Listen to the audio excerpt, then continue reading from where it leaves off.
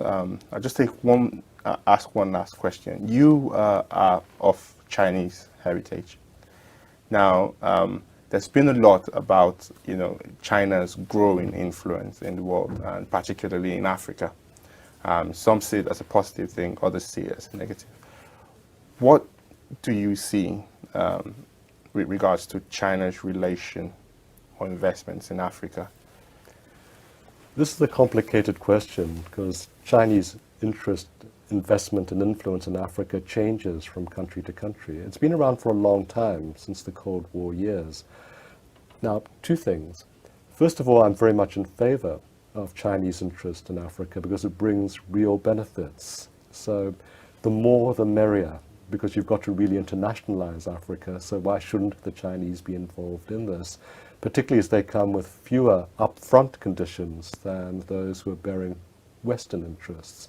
But secondly, and I think this is very, very important, you tell me how many universities in Africa teach Chinese. And that's it. In a continent with 53 countries, no one can negotiate with the Chinese in their own language. Nobody can overhear what the Chinese are saying behind their backs at negotiations. Now, when I go to Beijing, and I'm involved in some of the trade negotiations, the Chinese are always surprised that I'm an advisor to the African delegations. Because although I think that China can bring great benefits to Africa, I also think that African diplomacy has to be much more sophisticated, much wiser, more knowledgeable about China, because they know an awful lot more about Africa than Africa knows about China. That kind of imbalance has got to be addressed. Africa has got to come up to speed so it can meet China as diplomatic and as negotiating equal partners.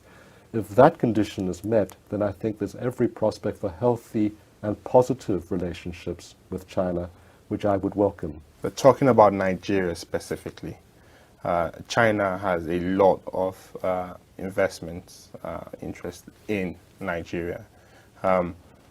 How do you see the relationship between the Nigerian government and the Chinese government?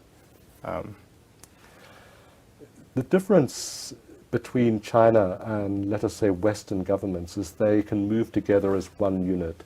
So Sinopec, for instance, one of their largest petroleum companies, is basically an extension of the Chinese government and party.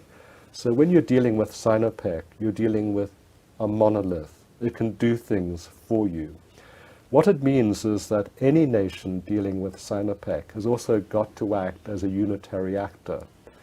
Because Sinopec, although it wishes to bring, as it were, a Chinese package to Nigeria, is not sentimental. It's a company, it's a corporation. It might be a party-owned corporation, but it's still a corporation that still has to turn in a profit. Now, I think the problem, again, with Nigeria, as with Africa as a whole, is that the commercial, economic, and fiscal negotiating inputs have not been as sophisticated sometimes as the situation really demands. To get the best out of the Chinese deals, you've got to negotiate like demons, and you've got to do it expertly. I don't see the Nigerians as having negotiated as expertly as they could have.